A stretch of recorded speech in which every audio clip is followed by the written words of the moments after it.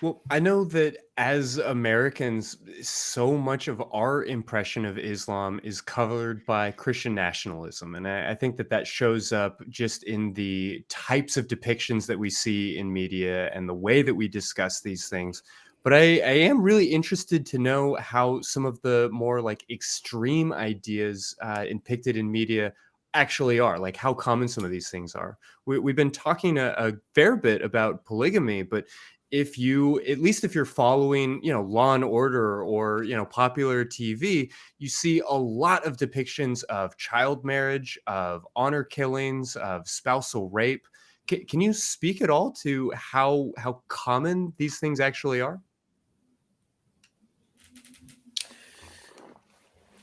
Again, it depends which part of the world you're in. If you're talking about in Sure. the diaspora, I don't think it is as common as the media portrays it. Hmm. But in the Middle East, it is, yeah, it is pretty existent. And again, even when we talk inside one country, let me take Egypt as an example because I came from Egypt. Um, if anyone didn't realize that, so my background is Egyptian. So I'm an Hmm. Egyptian who lives in Australia.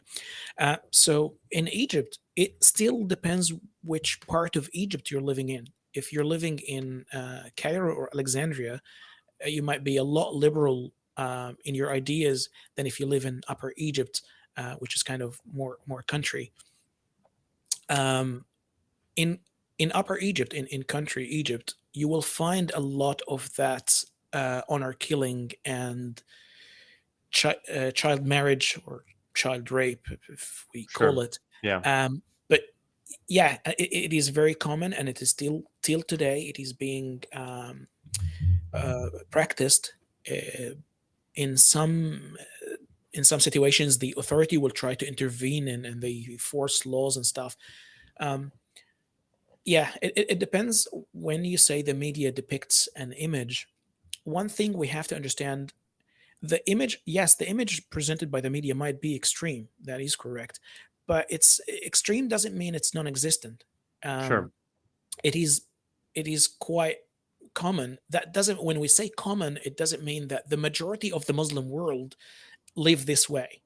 And that is a good distinction to make, because 90% of the Muslims around the world, perhaps they don't live by these atrocities, if I may call them. Mm. Hmm. However, just 10% in a religion that is about 1 billion, 10% is a huge number. Even if Sure. 90% of the Muslims are not practicing these, if only 5% of 1 billion, 1.4, I think, I'm not sure about the recent numbers, but we're talking about a huge, so it is common and it's a huge number, and a lot of people are suffering from these things.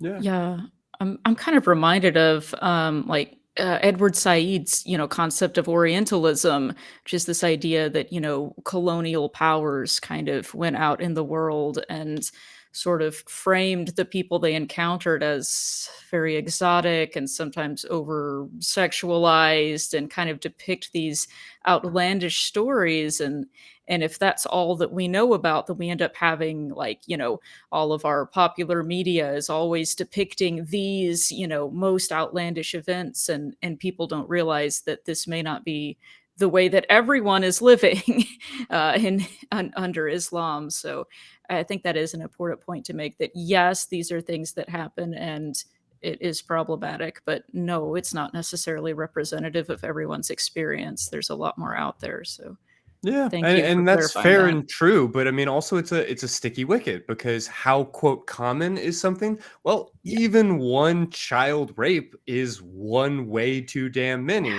So Oh, that's yeah. it's a challenging thing, and I appreciate the nuance here. But as much as we want to be, I suppose, like mindful and respectful of cultures different from our own, I do think that there's a mission to be had here in wanting to be part of dismantling Islam and some of these structures.